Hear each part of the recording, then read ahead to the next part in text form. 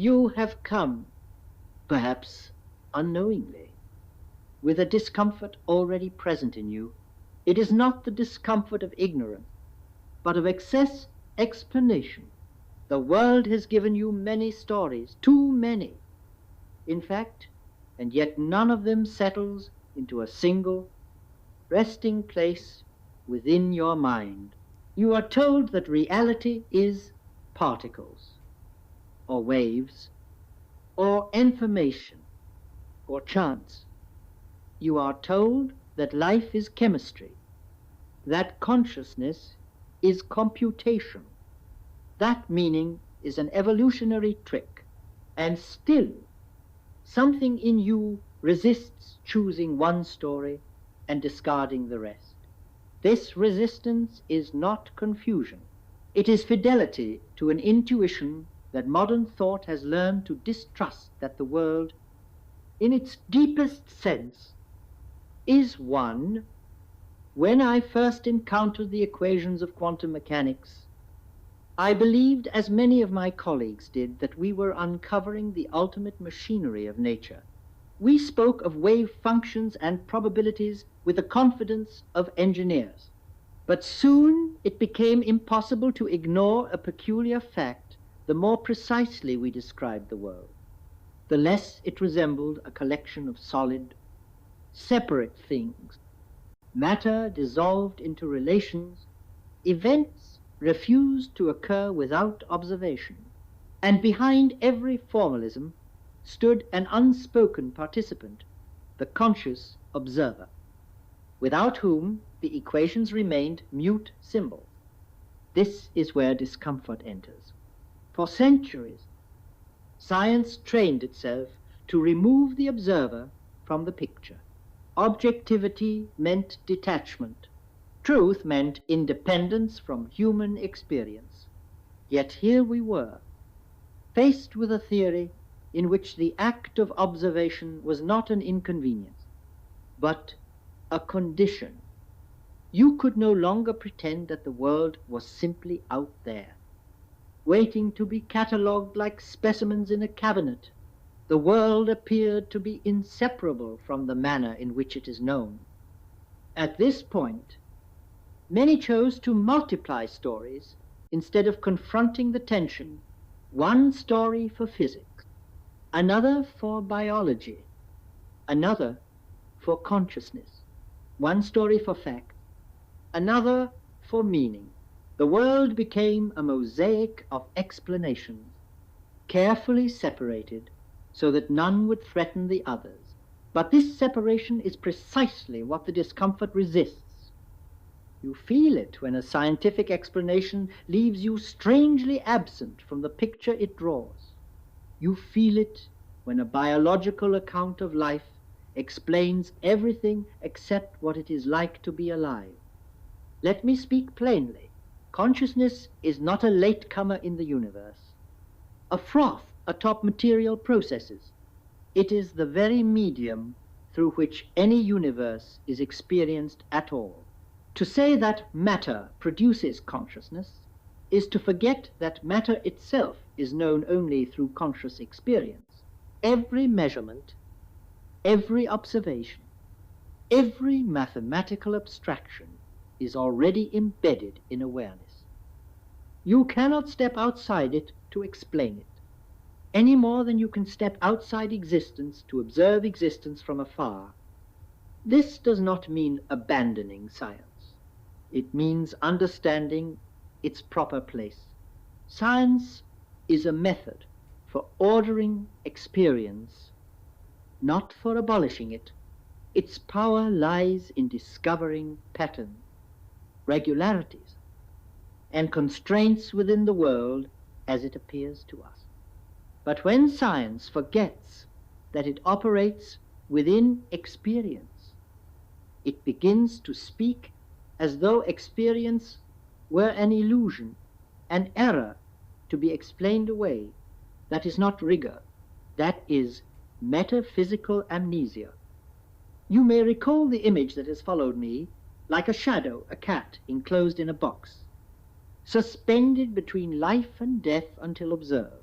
I did not propose this image as a claim about cats, but as a mirror held up to our theories.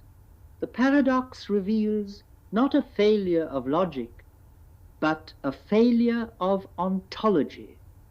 We attempted to describe reality as though it possessed definite properties independent of observation, while using a theory that denies precisely that. The cat is not strange. Our assumptions are. The deeper lesson is this: the world does not consist of many independent stories waiting to be chosen among. It consists of a single, indivisible reality, experienced from countless perspectives.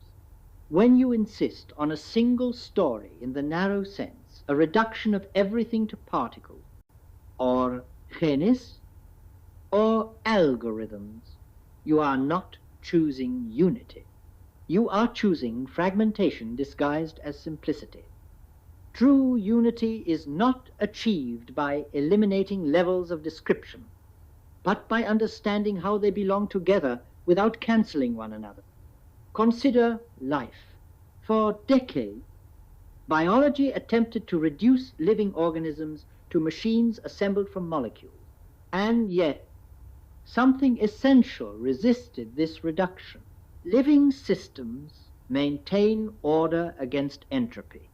They preserve form while exchanging matter. They behave as though informed by a principle that is not located in any single molecule, yet present in the whole. When I wrote What is Life, I did not pretend to solve this mystery. I sought to name it. I spoke of order arising from order, of an aperiodic crystal carrying information. These were not metaphors of ignorance, but signposts pointing beyond mechanical explanation. What followed surprised me. Biologists took these hints and uncovered the molecular basis of heredity. Information, once a philosophical notion, became a biological reality. Yet even here, the temptation returned to believe that once the mechanism was known, the mystery was dissolved. But information is not a substance. It is a relation. It presupposes interpretation. A sequence of symbols means nothing unless there exists a system for which it means something. Life does not merely store information, it lives it. And you, as a living being, know this directly.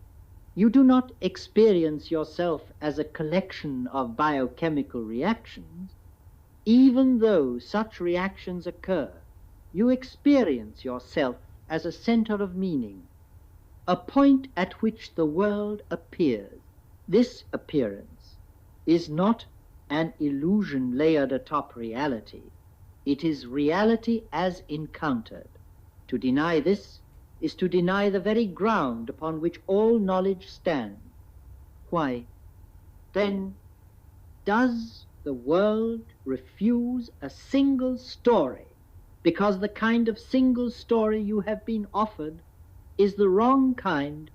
It is a story that seeks domination rather than understanding. It asks one level of description to explain away all others. But reality is not a hierarchy in which the lowest rung dictates the truth of all above it. It is a unity that expresses itself through difference. Physics, biology, psychology, and philosophy are not competitors. They are lenses focused on the same indivisible whole.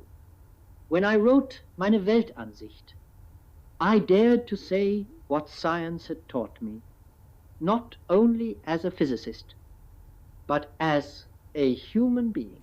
I spoke of the world as a single consciousness, appearing as many.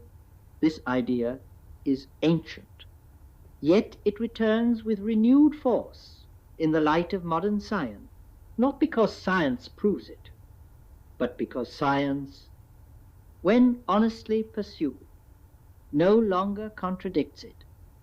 The notion of separate selves, sealed off from one another in a universe of dead matter, is a convenient fiction, not an inevitable truth. You may feel uneasy here. The mind trained in analysis fears losing clarity when it approaches unity. But unity is not confusion. It is coherence at a deeper level. Think of a melody. Each note is distinct, yet the melody is not reducible to any single note. Remove the listener, and the melody ceases to exist, not because the sound waves vanish, but because music is not merely vibration. It is structured experience. So too with the world. Without consciousness, there may be processes, but there is no world. There is no meaning, no appearance, no question. And the most astonishing fact is this: the universe, through you, has become capable of asking what it is. This is not poetry masquerading as science. It is a sober recognition of the situation we find ourselves in. The knower is not outside the known. The questioner is not separate from the question. If you insist on choosing a single story, choose this one. Reality is a unified process in which knowing and being are two aspects of the same movement. From this perspective, the multiplicity of scientific descriptions is not a failure to agree, but a richness of articulation. Each description captures a facet of the whole, and none is entitled to silence the others. You entered this lecture hoping to understand science more clearly. You may already sense that clarity is not lost, but transformed, for clarity does not always mean narrowing.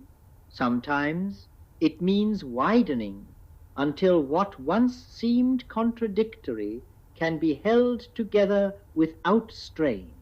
The discomfort you feel is not a problem to be solved. It is an invitation to let go of the demand for a single, impoverished story, and to allow a deeper unity to come into view. And when you leave, the question that follows, you will not be how the world works, but how the world, in you, has come to know itself at all. You remain with me now, not as a listener collecting argument, but as a presence that feels the weight of what has already been said. At this point, the task is no longer to persuade you that consciousness matters. The task is more delicate, to examine what consciousness must be, if it is not an accidental byproduct, but the very condition under which a world appears at all. When you speak of your consciousness, language already betrays you. It implies possession, as though awareness were an object you carry, like an organ or a tool. But look more carefully. You do not encounter consciousness as a thing among things. You encounter everything else within it. Thoughts arise in it. Sensations unfold in it. Even the sense of having a body appears as an experience within awareness. To claim that consciousness is produced by the body is therefore a statement made from within the very field it attempts to reduce. This is not wrong. It is incomplete.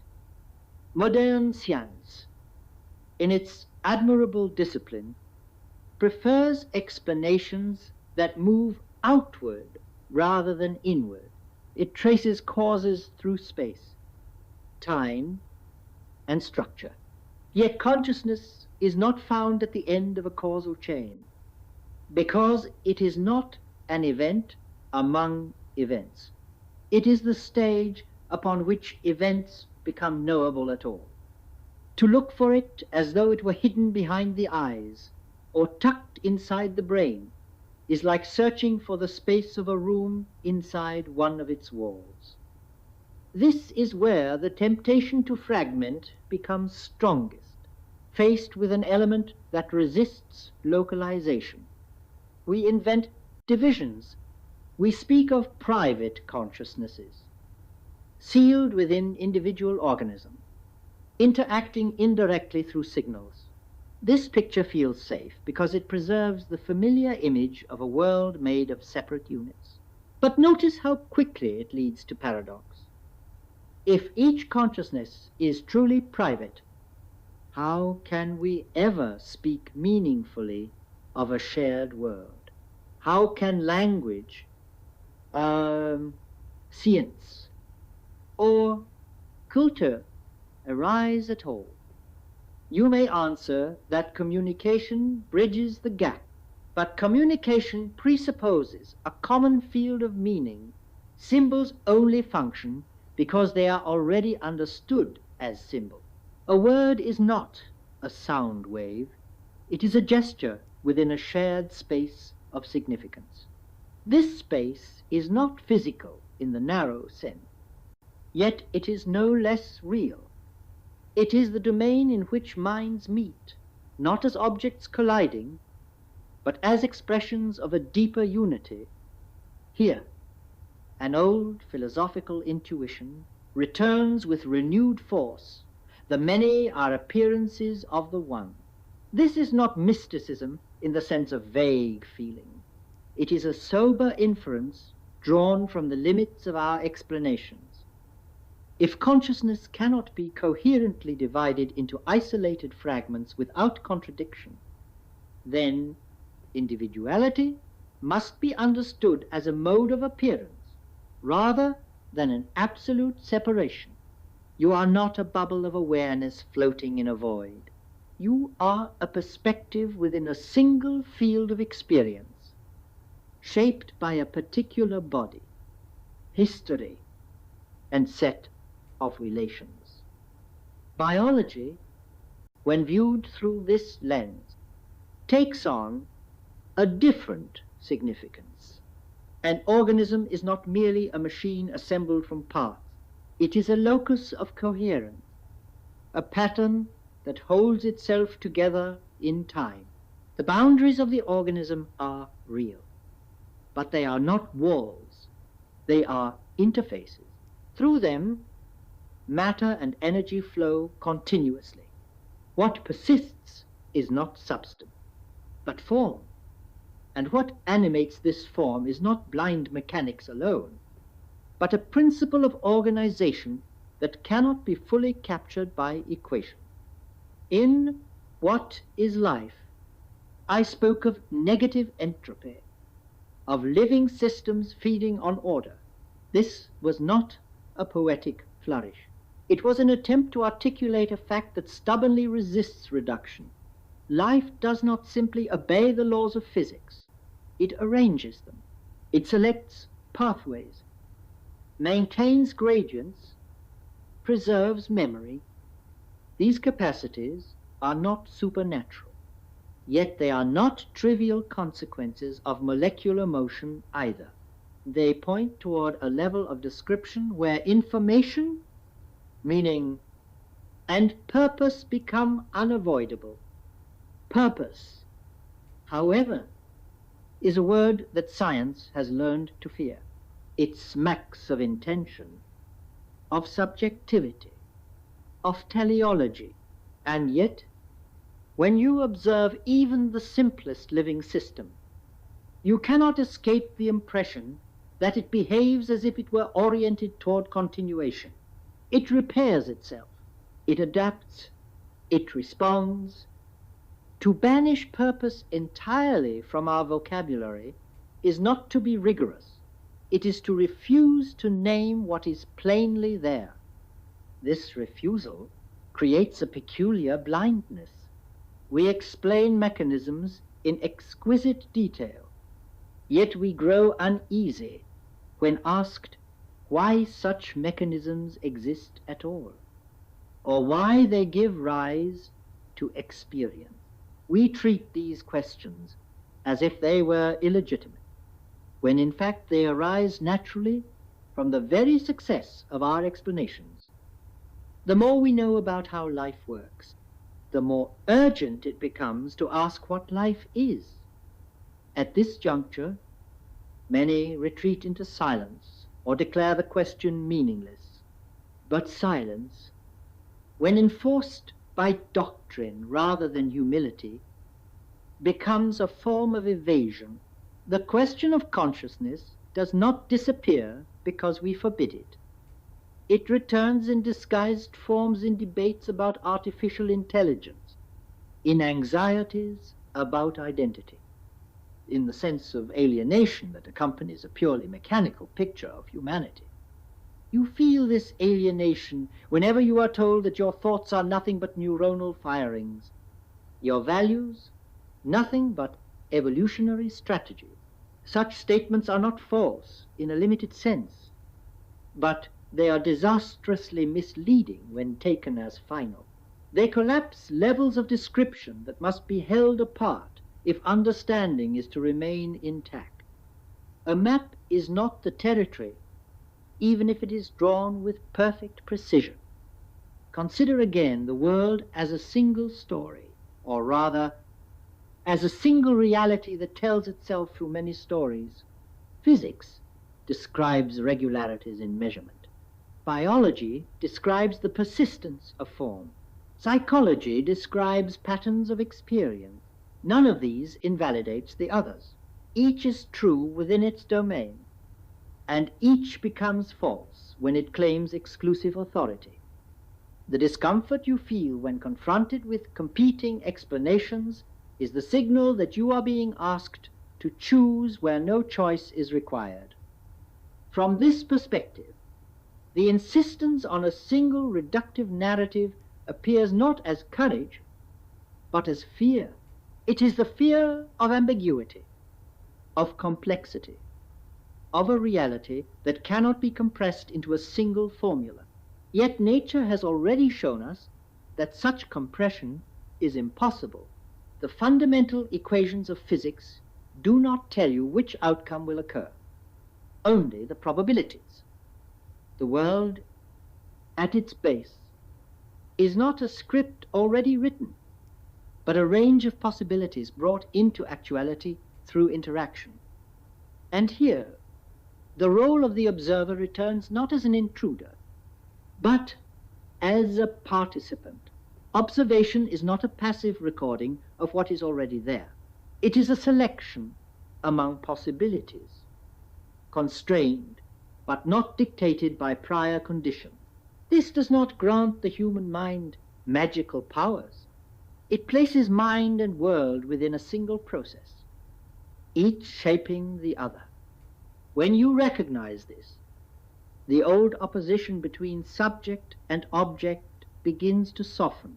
The subject is not a ghost watching a machine. The object is not a dead thing indifferent to being known. Both are aspects of a dynamic whole, differentiated for the sake of experience. The world does not refuse a single story because it is incoherent. It refuses it because it is alive. To live, in this deeper sense, is not merely to metabolize or reproduce. It is to appear, to come forth into experience. And experience is always structured, always meaningful, even when that meaning is obscure or contested. The universe is not a blank expanse, occasionally illuminated by consciousness. It is illumination itself, taking form. You may feel the ground shifting beneath familiar concepts. That is appropriate. Concepts are tools, not foundations. When they begin to wobble, it is often because they have carried you as far as they can beyond this point. Understanding requires not more precision, but a change of stance. You are invited to see yourself not as an isolated knower confronting an external world, but as a site where the world becomes aware of itself. This invitation is unsettling because it dissolves comfortable boundaries. It asks you to reconsider what you mean by I. by world, by knowledge, but it also restores a sense of coherence that fragmentation can never provide. You are no longer a stranger in a universe of indifferent matter. You are a participant in a reality that expresses itself through your very capacity to question it. If you listen carefully, you will notice that the deepest questions you ask are not answered by adding more facts. They are answered, if that is the right word, by seeing how facts belong together. The refusal of a single, simplistic story is not a failure of explanation. It is the mark of a reality too rich to be exhausted by any one account. And so you stand now at a threshold, not between science and philosophy, but beyond their artificial separation. What lies ahead is not certainty, but coherence, not closure, but a widening recognition. The world is not asking you to choose one story over all others. It is asking whether you are willing to let the stories converge within the living unity of experience itself. You have followed the thread far enough now that another shift becomes unavoidable. Until this point, I have spoken of unity, of consciousness as the condition of experience, of life as a coherent ordering rather than a mechanical accident. But here, a subtler resistance often appears. It is not intellectual disagreement. It is an unease that arises when the implications of unity draw too close to your own sense of self. For as long as you have thought of yourself as a separate being in a separate world, the question of meaning could be asked at a safe distance. You could inquire into life as though it were an object, consciousness as though it were a puzzle, reality as though it were external to the one asking. But if the world is not a collection of independent things, if consciousness is not a private possession but a shared ground, then the question turns inward with unexpected force. It becomes personal. It becomes existential.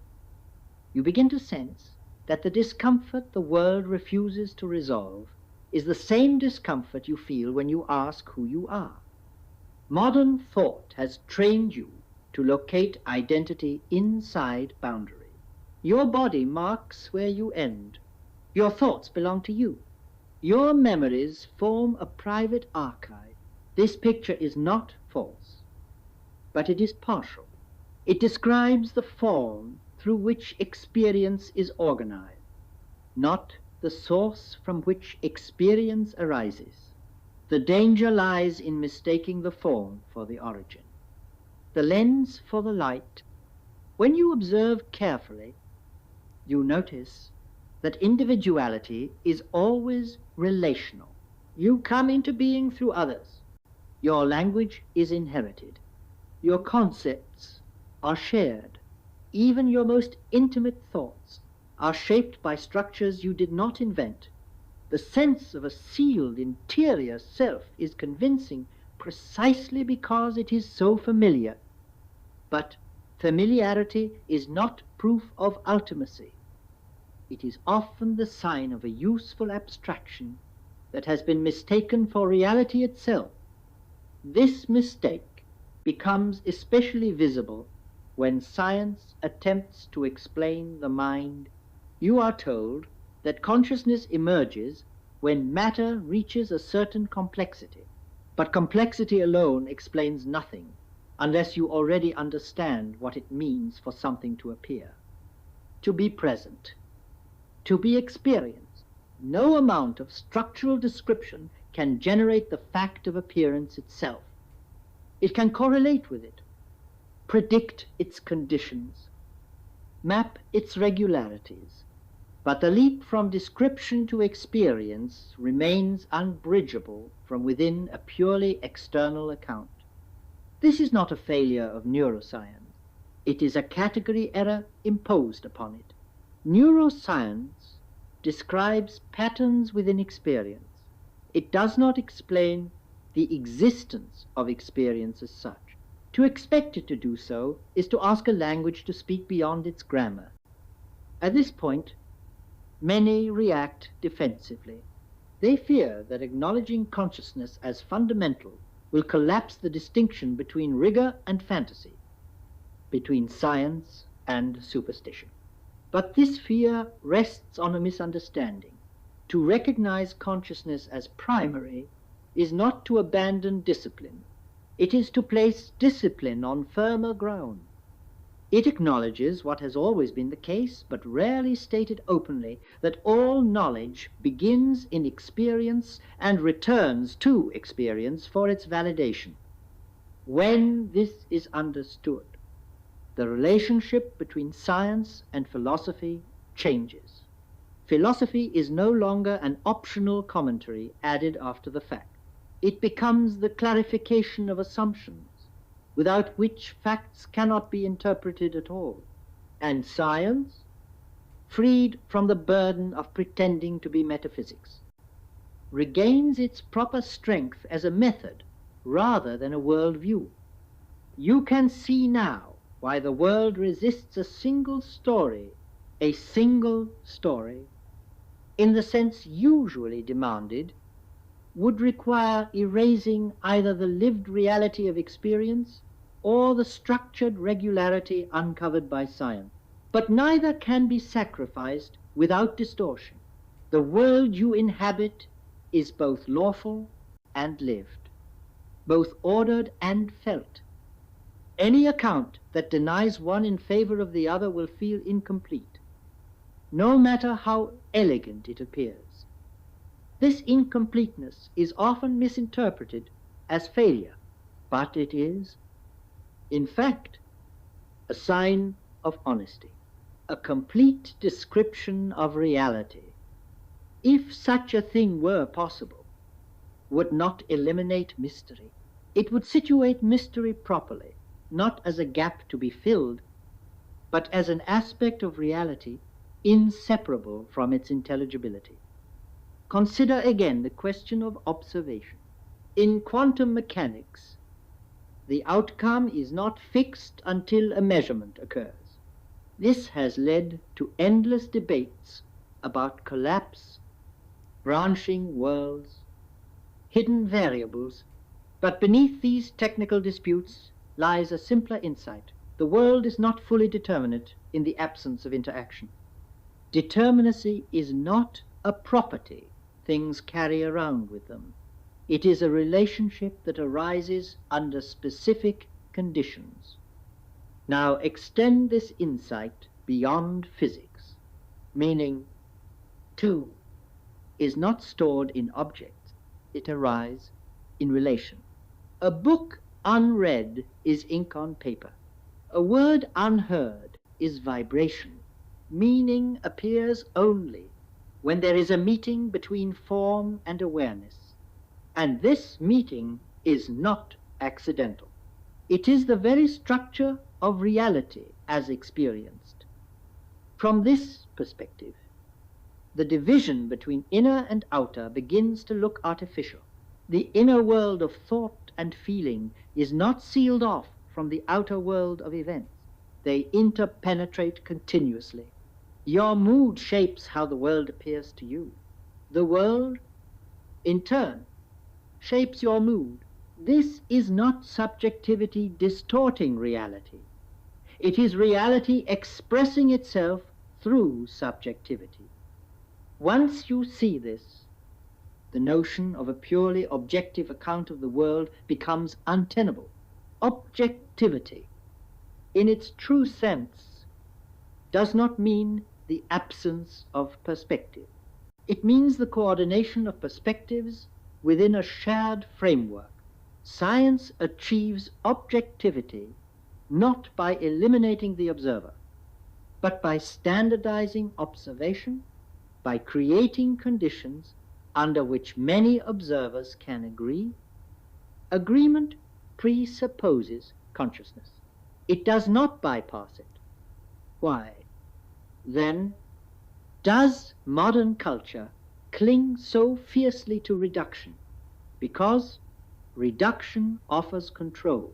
A world described entirely in terms of mechanisms can be predicted, manipulated, optimized. A world understood as a living unity demands a different posture, participation rather than domination, listening rather than extraction. This shift is not merely intellectual. It carries ethical and existential consequences that are difficult to face. If the world is not a dead machine, then your actions are not neutral. If consciousness is not an epiphenomenon, then suffering is not a side effect. If life is not merely a chemical process, then responsibility cannot be outsourced to impersonal forces. These implications provoke resistance far deeper than any technical disagreement. And yet, the resistance itself is telling. It reveals how deeply you sense that something essential is at stake. You are not defending a theory. You are defending a way of being in the world that feels threatened by intimacy with reality. But intimacy, not distance, is what understanding ultimately requires. To understand life, you must acknowledge that you are alive. To understand consciousness, you must recognize that you are conscious. These are not obstacles to knowledge. They are its starting points. At this stage, the question subtly transforms. It is no longer which story is true, but from where do stories arise at all? Stories are ways. Reality speaks to itself through human language and thought.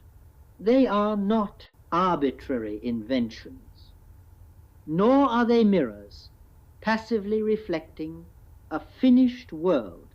They are active interpretations, constrained by structure, yet open to revision.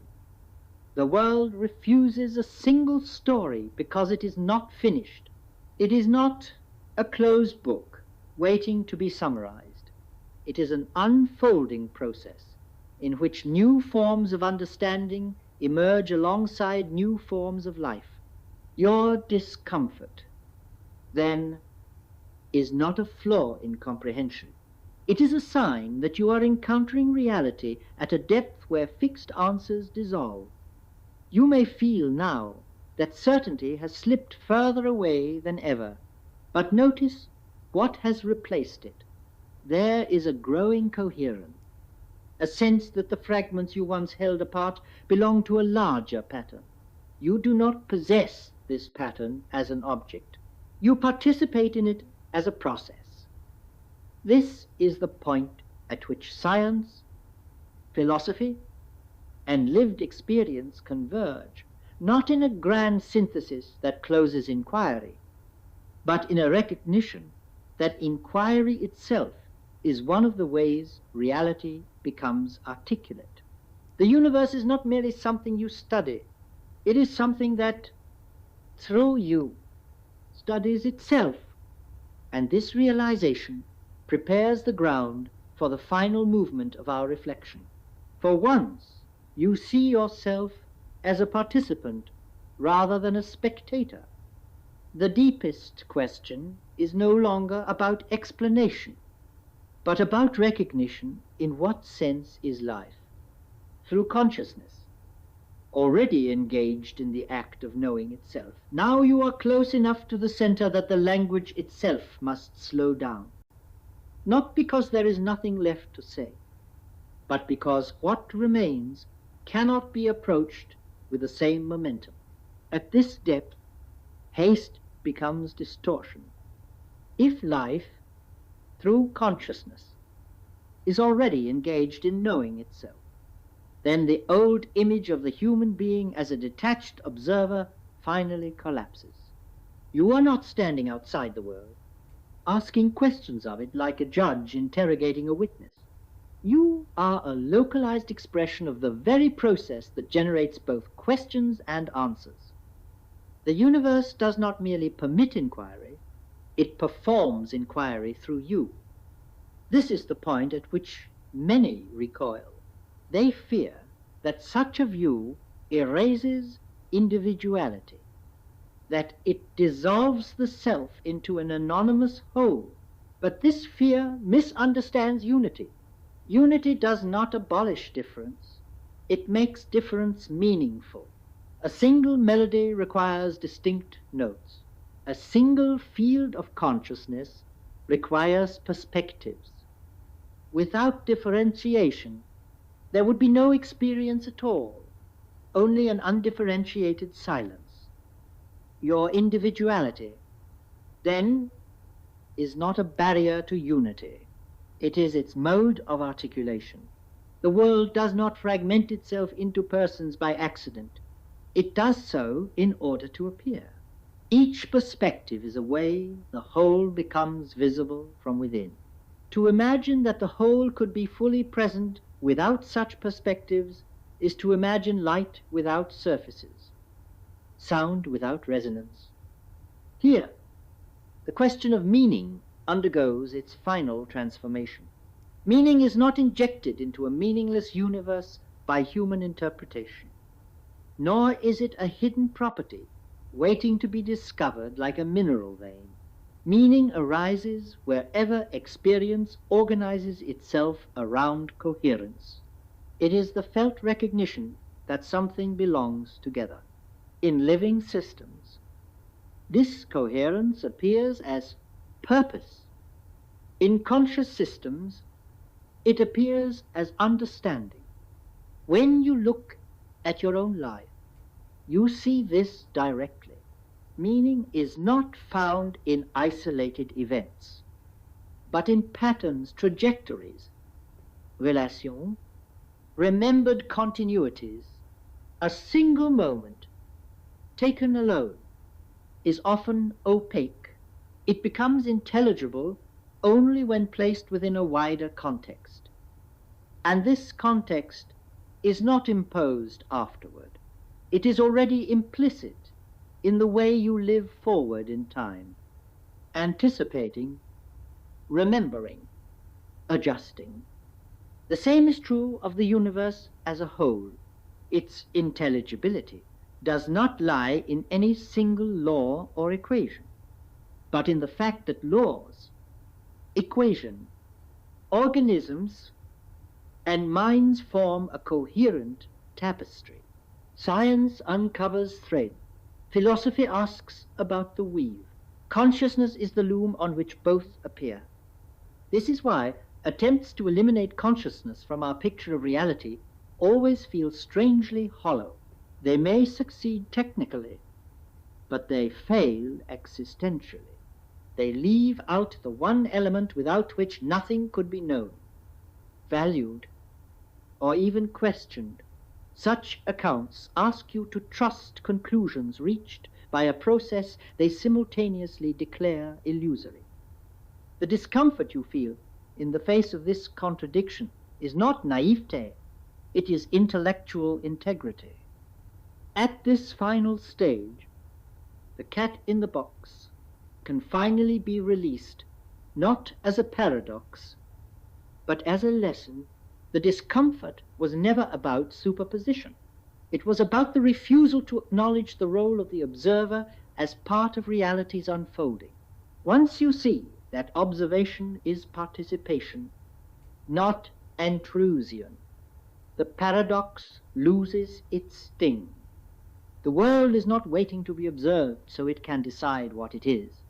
It is deciding moment by moment through interaction.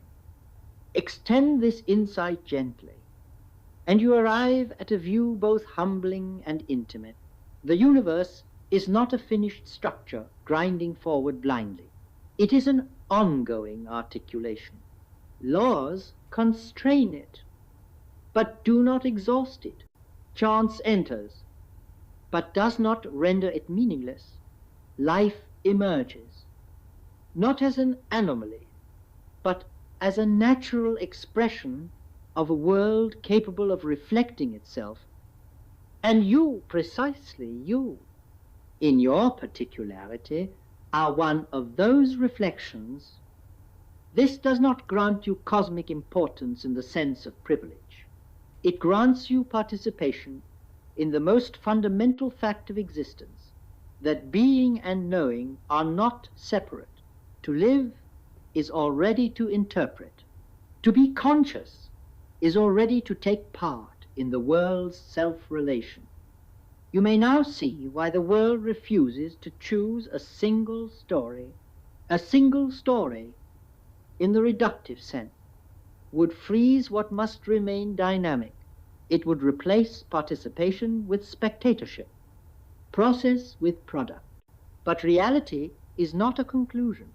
It is an ongoing question, one that does not stand outside itself, but asks itself from within.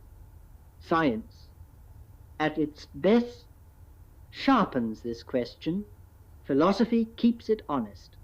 Life lives it. None can replace the others without loss. Together, they form not a doctrine, but a posture toward existence, attentive, humble, and open. You entered this inquiry seeking clarity about the world.